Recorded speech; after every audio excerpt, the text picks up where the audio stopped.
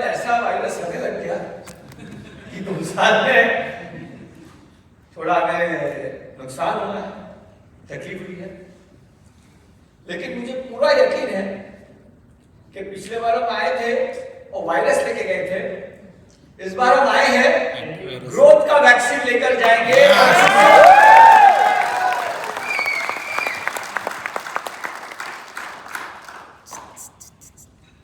क्योंकि हम नेक्सर्फ है, हम हालातों से लड़के फिर से उठने वाले हैं क्योंकि हम नेक्सर्फ है।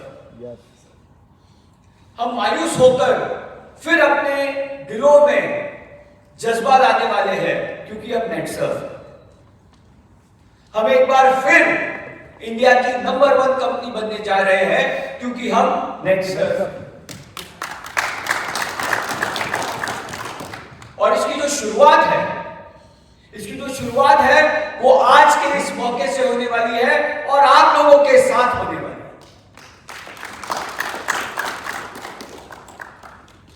आज का ये जो हमारा दिन है, आज का ये जो हमारा संवाद है, मैं कहता हूं नेक्सर्फ के सरदारों के साथ हमारा संवाद है। नेक्सर्फ की शुरुआत हर आदमी एक नागरिक बन के करता है जब वो कस्टमर होता है, फिर वो सिपाही बनता है जब वो 1 to 1 करता है, ग्राउंड लेवल पे काम करता है, और धीरे धीरे बढ़ते बढ़ते वो सरदार बन जाता है। और उन्हीं सभी सरदारों का आज यह सम्मेलन हो रहा है। और ये जो लीडरशिप टीम है, अब ये जो सब सरदार है, नेक्सर्फ का जो क्षेत्र था जो सिर्फ भारत मात्र का था, अब वो विश्व मात्र का होने वाला है। और अभी हमारे पास सिर्फ 22 सेनापति है, 22 सेनापतियों से अभी हमारा काम नहीं होगा। यहां मौजूद हर सरदार को हमें सेनापति बनाना है और उस जर्नी का ये आज शुरुआत होने जा रही है। आप हर सरदार को आज सेनापति की ओर हमें ले जाना है। आपको एक नई रिस्पॉन्सिबिलिटी और एक नए ओहदे की ओर जाना है जो नेक्सर्फ का सर्वोच्च पद है। और मुझे पूरा यकीन है कि अगर हम साथ काम करें, एक दूसरे का साथ दें, जुनून के साथ काम करें, हिम्मत के साथ काम करें और मेहनत के साथ काम करें, तो मुझे विश्वास है कि मेहनत और विश्वास के दम पर आगे बढ़ते जाना है और दुनिया नाश करे हम पर, ऐसा हम कुछ कर दिखाना है।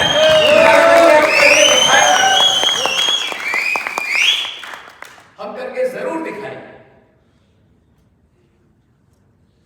तो आप लोग के साथ जो मुझे संवाद करना है, सिर्फ 3 बहुत इंपॉर्टेंट पॉइंट्स हैं जिसके ऊपर मुझे आपके साथ बात करनी है कि एक सफल लीडर होने के लिए, एक अच्छा लीडर होने के लिए और लॉन्ग टर्म लीडरशिप के लिए ये जो 3 पिलर्स हैं इसकी हमें जरूरत है। और सबसे पहली जो बात है, समस्याओं का हल निकालना, सॉल्यूशंस पे काम करना, प्रॉब्लम्स पे काम नहीं करना। एक अच्छा लीडर कौन होता है? एक अच्छा लीडर वो होता है जो मुश्किल से मुश्किल समय में, कठिन से कठिन परिस्थिति में सॉल्यूशन ढूंढता है, प्रॉब्लम्स को नहीं ढूंढता। आपके साथ एक कहानी शेयर करना चाहता हूं। अरब के रेगिस्तान में एक छोटा कस्बा था और वहां मंसूर नाम का एक आदमी रहता था। छोटे कस्बे में रहता था, युवक था, 25-30 साल का था, एक बीवी थी, एक प्यारा सा बच्चा था, उसका एक बिजनेस था और एक अच्छी जिंदगी वो जी रहा था। लेकिन वो अपनी जिंदगी से नाखुश था, बहुत दुखी रहता था। कभी बिजनेस की समस्या, कभी परिवार की समस्या, कभी स्वास्थ्य की समस्या, कोई ना कोई समस्या उसकी जिंदगी में आती थी और इसीलिए वह जिंदगी से बड़ा नाखुश था। एक बार उस कस्बे के पास जो रेगिस्तान था, उसे खबर मिली कि एक बहुत बड़े संत बाबा उधर आने वाले हैं और वो लोगों की समस्याओं का हल करते हैं। मंसूर भी गया कि जाके शायद उनसे बात करूं तो मेरी समस्याओं का हल मुझे मिले। तो मंसूर उनके पास गया, बहुत भीड़ लगी थी, सवेरे पहुंचा, थक हार के अपने कस्बे से वहां तक पहुंचा था, लाइन में लग गया। काफी लाइन लगी थी, काफी बहुत भीड़ बची हुई थी, काफी ज्ञानी बाबा थे। और रात को मंसूर का जब नंबर आया वो बाबा के पास पहुंचा और बाबा ने उसको पूछा कि बताओ मैं आपके लिए क्या कर सकता हूं। तब मंसूर ने उनसे कहा कि मेरी एक समस्या है। तो बोले क्या समस्या है? कि मैं अपने जिंदगी से दुखी हूं, मैं खुश नहीं हूं। तो संत बाबा ने पूछा कि आप क्यों दुखी हैं? तब मंसूर ने कहा कि मेरे जीवन में समस्या ही समस्या है, जब देखो रोज कोई ना कोई समस्या आती है। कभी व्यापार की समस्या, कभी बेटे की समस्या, कभी बीवी की समस्या, और सब ठीक हो तो मेरे स्वास्थ्य की समस्या। मेरे जिंदगी में बहुत समस्या है और मैं बहुत नाखुश हूं, और आप मुझे इसका हल दीजिए, मैं खुश रहना चाहता हूं। उस बाबा ने कहा बहुत ही गहरा प्रश्न है, मैं इसका कल आपको उत्तर दूंगा, लेकिन उसके पहले कल मेरे जो 100 ऊंट बाहर खड़े हैं, तो ऊंट का जो रखवालदार है उसकी तबीयत खराब हो गई है। आपको इस 100 ऊंट को रात को सुलाना है अभी उठाकर, और उनको बिठाना है। बैठने के बाद ऊंट सो जाते हैं, और एक बार ऊंट सो गए आप भी सो जाना, सवेरे आना, मैं आपकी समस्या का हल जरूर आपको बता दूंगा। बस आपको क्या करना है, 100 ऊंट को बिठाना है, सुलाना है, और आपने भी सो जाना है। सवेरा होता है, मंसूर जाता है बाबा के पास। उसके चेहरे पर काफी थका लगता है, सुस्त लगता है, फ्रेश नहीं लगता बिल्कुल। तो बाबा उसे पूछते क्या अच्छे से नहीं सोए, क्या नींद अच्छी हुई या नहीं? मंसूर ने कहा अच्छे से खाक सोया हूं, कैसे सोऊंगा? तो बाबा ने पूछा क्या हुआ है?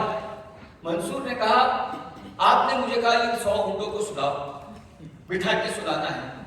मैं 10 को बिठाता था तो दूसरे 10 खड़े हो जाते थे, इस लाइन के 25 बैठ जाते थे तो उस लाइन के 25 खड़े हो जाते थे। उन्हें बिठाने जाता था, ये खड़े हो जाते थे, इन्हें बिठाने जाता, वो खड़े हो जाते थे। मैं पूरी रात सो ही नहीं पाया हूं, आप अच्छा सोने की बात कर रहे हैं। तब उस बाबा ने कहा मुझे आपसे एक बात पूछनी है। बोले क्या?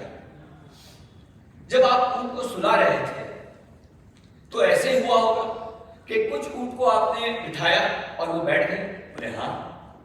कुछ ऊंट को आपने बिठाने की बहुत कोशिश की पर वो नहीं बैठे?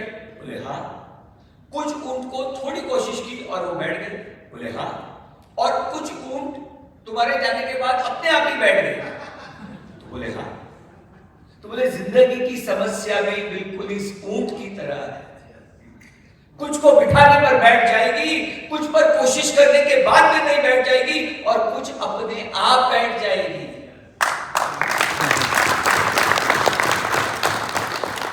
इन सब के साथ जीना ही जिंदगी है। अगर आप इस सब को समझ के जियोगे तो आपको जिंदगी में खुशी ही खुशी मिलेगी, कभी दुख नहीं होगा। समस्या का हल ढूंढो, समस्या मत ढूंढो, क्योंकि समस्या तो रहने वाली है। कुछ समस्या अपने आप हल हो जाती है, आप उसे समझ लीजिए। कुछ कोशिश के बाद उसका हल निकलता है, कुछ कोशिश करने के बाद भी नहीं निकलता। लेकिन हर समस्या का हल ढूंढने जाओगे, हर पल सिर्फ खुशी आपको चाहिए, तो आप जिंदगी से कभी खुश नहीं हो सकते। एक अच्छा लीडर वही होता है जो इस फिलॉसफी को समझता है। आपको आपकी टीम के प्रॉब्लम्स को समझने हैं।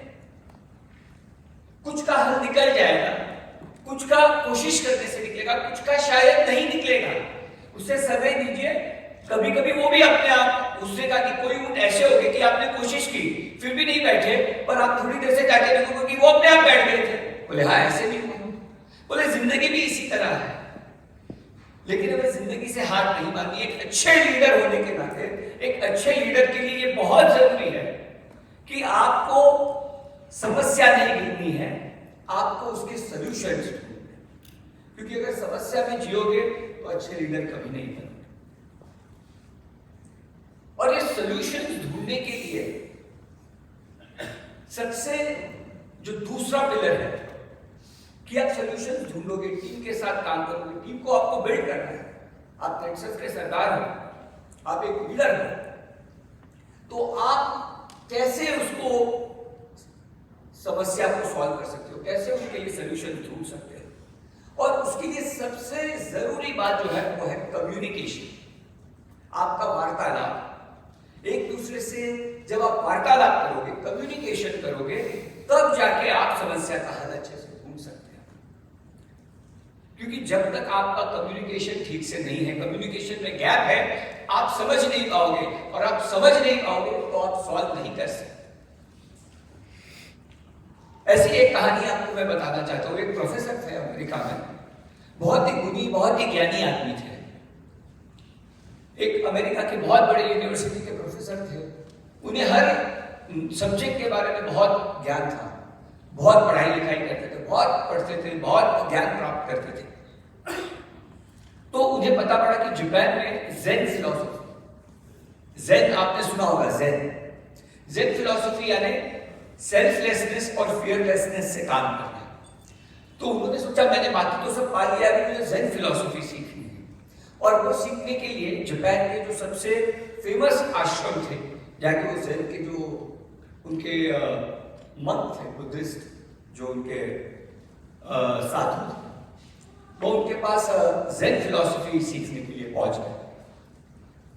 वो पहुंचे, उन्हें आश्रम में उनका सम्मान किया गया, उन्हें खाना वाना, अमेरिका से आए थे, दूर से आए थे, उन्हें खाना पीना दिया गया, उन्होंने विश्रांति ली, और शाम को गुरुजी के पास पहुंचे। जब वो गुरुजी के पास पहुंचे तो उनका परिचय किया गया कि भाई ये अमेरिका के ज्ञानी प्रोफेसर है और उन्हें आपसे मिलना है और कुछ सीखना है। तो वो साधु जो थे, उन्होंने उस प्रोफेसर को सामने बिठाया और पूछा कि क्या सीखना चाहते हो। तो उसने कहा कि मैं ज़ेन फिलॉसफी के बारे में सीखना चाहता हूं। तो कहा बहुत अच्छी बात है, मुझे अपने बारे में कुछ बताओ। और वो प्रोफेसर ने शुरुआत की। उस प्रोफेसर ने बचपन से लेके बड़े होने तक की उसकी कहानी बताई। उसने उसके ज्ञान का परिचय दिया, उसने उसके इंग्लिश के नॉलेज का परिचय दिया, उसने उसके हिस्ट्री के नॉलेज का परिचय दिया, उसने उसके ज्योग्राफी के नॉलेज का परिचय दिया, उसने उसके ज़ेन के नॉलेज का परिचय देना चालू किया। वो बोलता गया, उसने सब के बारे में बता दिया। तो साधु मुस्कुराया, उसे कहा मैं समझ गया हूं और मैं आपको ज़ेन फिलॉसफी कल सिखा दूंगा। बोले चाय पीते हैं, जापानीज टी पियोगे? तो प्रोफेसर खुश हुआ, बोले जरूर पिएंगे। तो एक व्यक्ति जो था, उनका जो शिष्य, तो चाय लेकर आया। उसने एक कप गुरुजी को दिया, एक कप उन्हें दिया, और वो जो केटल होता है, केतली होती है, गुरुजी को दिया, और गुरुजी ने उसमें चाय डालना चालू किया। चाय डालते गए, कप आधा भरा। प्रोफेसर सोच रहे थे ठीक है, गुरुजी डाल रहे हैं, पूरा कप पीऊंगा। पूरा भरा, फिर भी गुरुजी चाय डालते गए। कप ओवरफ्लो होने लगा, उसमें से चाय गिरने लगी, तो भी गुरुजी डालते गए। प्रोफेसर बोला बस करो, उसके कपड़ों पर चाय गिरने लगी, तो भी गुरुजी डालते गए। उसे चटका लगा, उसे वो जल गया, क्योंकि वो गरम गरम चाय डालते गए। प्रोफेसर उठ के भागने लगा। गुरुजी ने बोला अरे रुको, मुझे चाय पिलानी है। बोले नहीं मुझे चाय नहीं पीनी। प्रोफेसर वो गुरुजी उसके पीछे गया और उसे रोका। बोले नहीं मुझे आपको चाय। बोले ऐसे थोड़ी कोई चाय पीता है। तो गुरुजी ने बोला ठीक इसी तरह ऐसे कोई ज्ञान प्राप्त नहीं कर। आप एक भरे कप से आए थे, उस कप में अगर मैं कुछ भी डालता तो वो आपके दिमाग के बाहर ही पड़ता था। पहले अपना कप खाली करो, फिर मैं अपना चाय इसमें डालूंगा। एक अच्छे लीडर के लिए जरूरी है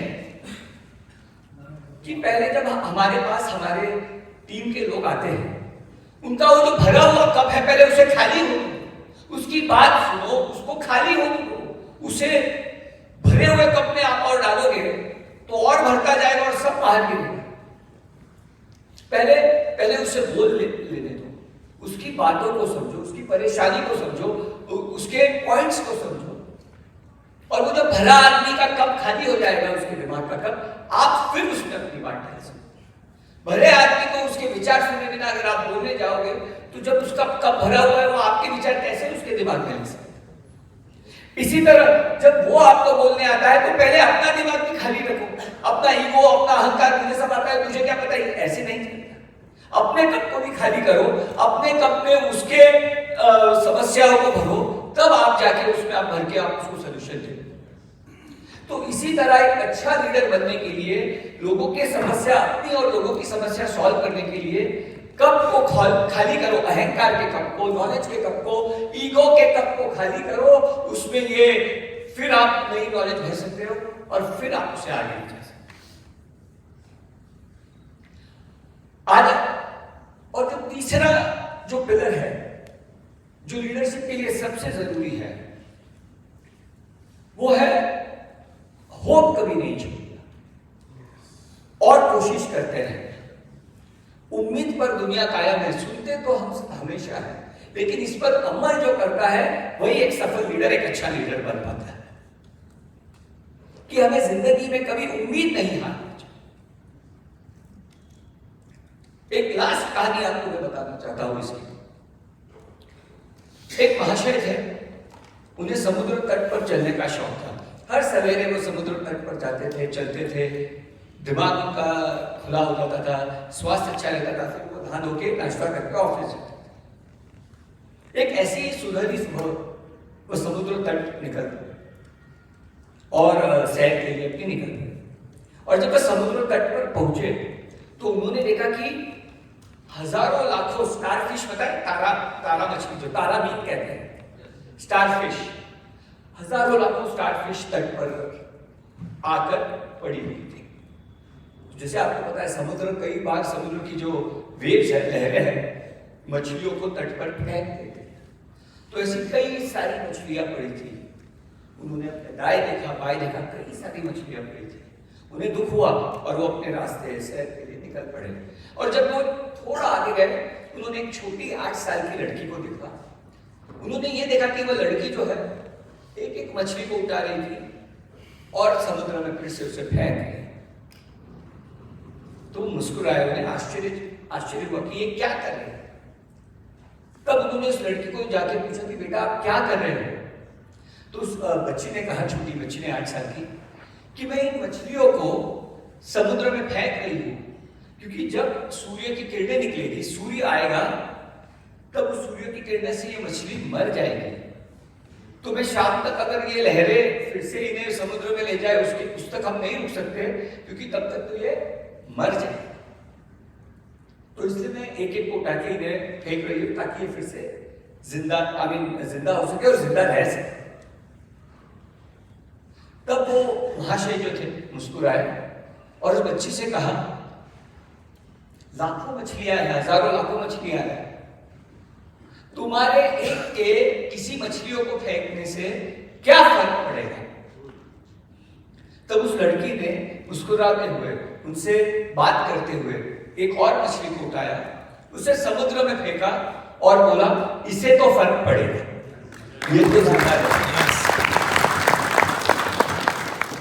तो एक अच्छे लीडर को उस बच्ची से सीखना चाहिए कि हम सारे देश का, सारे विश्व का प्रॉब्लम सॉल्व नहीं कर सकते, लेकिन हर रोज, हर दिन अगर एक का भी प्रॉब्लम सॉल्व करते हैं तो उससे फर्क पड़ेगा, उससे फर्क पड़ता है। यस। एक एक करके, one fish at a time, one starfish at a time, एक मछली एट अ टाइम, अगर हम उसे बचाते हैं उसे फर्क पड़ेगा। और अगर आप ये करते हो और आपकी टीम आपसे ये सीखती है और जब ये बात वायरल होती है तो वो एक से हजारों में बदल जाएंगे, हजारों से लाखों में बन जाएंगे और वो भी नेटसर्फ कहलाएंगे। जैसे एक आदमी ने शुरुआत की थी और आज लाखों लोगों की हम समस्या सॉल्व करते हैं, लेकिन वो एक का प्रॉब्लम सॉल्व करो क्योंकि उससे फर्क पड़ेगा, क्योंकि वो उसी उम्मीद पर है। न अपनी उम्मीद खोनी है, न आगे वाले को उम्मीद टूटने देना है, न आगे वाले की हिम्मत टूटने देनी है। आपको उसके साथ खड़ा रहना है, उसका हाथ पकड़ना है और उसका प्रॉब्लम सॉल्व करना है, क्योंकि एक के प्रॉब्लम सॉल्व करने से फर्क पड़ेगा। और यही एक अच्छे लीडर का, ये 3 चीजें।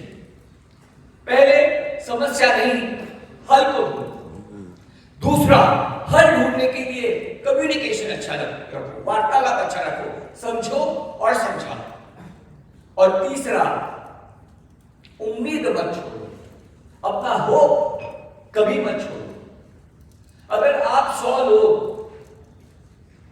एक स्टारफिश को दिन में अगर आप फिर से जिंदा करते हो, तो मैं आपको वादा करता हूं कि आने वाले मार्च 24 में यहां बैठने वाले हर सरकार को कैप लगेगी और जरूर लगेगी।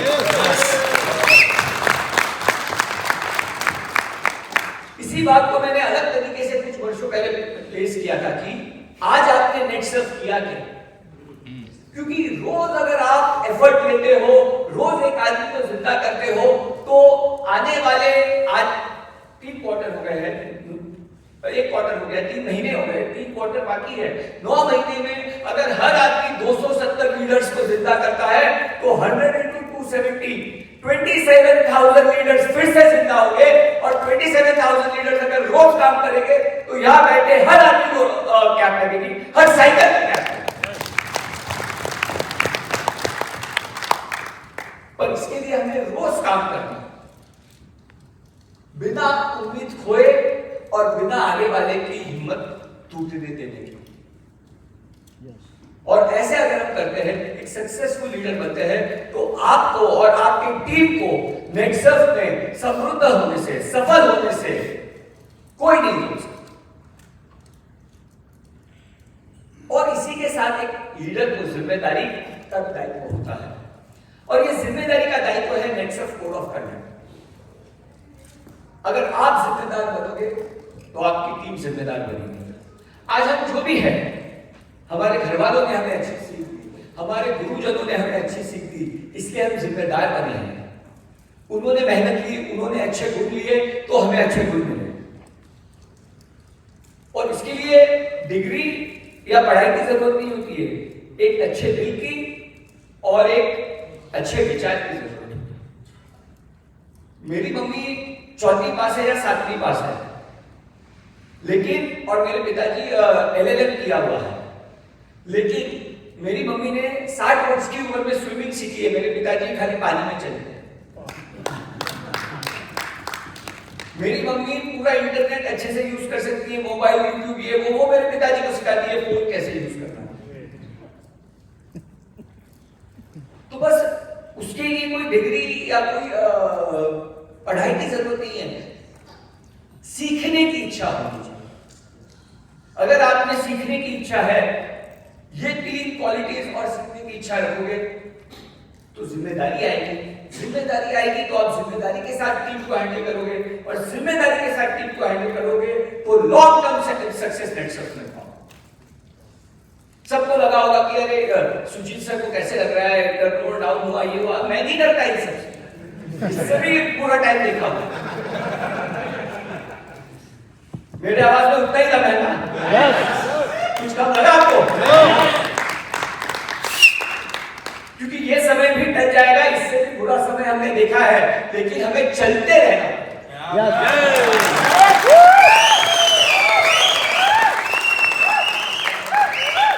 और आप थक के रुक जाओगे, फिर उठ नहीं पाओगे, पर उठकर चलोगे तो दौड़ने भी लगोगे। अरे यार, थोड़ा सबका 1000 तक चेक किया था, सुबह सबका तो 1 साइकिल में 800 का चेक किया था, 2-3 हजार तक चेक गए हुए हैं, और उधर से उठकर आज हर साइकिल को कैप कर रही है, क्योंकि हमने हिम्मत नहीं है, अपने पे काम किया, बिजनेस पे काम किया, टीम पर काम किया। आपको भी हिम्मत नहीं हारनी है, काम अपने पे करो, अपने टीम पे करो, अपने नेटवर्क पे काम करो, क्योंकि इन सब के बीच में मुझ में गलती हो सकती है, आप में गलती हो सकती है, टीम में गलती हो सकती है, नेटसर्फ में गलती नहीं है। नेटसर्फ तो सही है ना? तो बस इसी तरह हमें इस साल नेटसर्फ को फिर से पुराने उसके ख्याति तक ले जाना है। पुरानी रोशनी और पुरानी चमक नेटसर्फ में फिर से इस साल लौटानी है। तो क्या आप मेरे साथ हो? क्या हम फिर से इस साल एक ऐतिहासिक टर्नओवर लाके रहेंगे?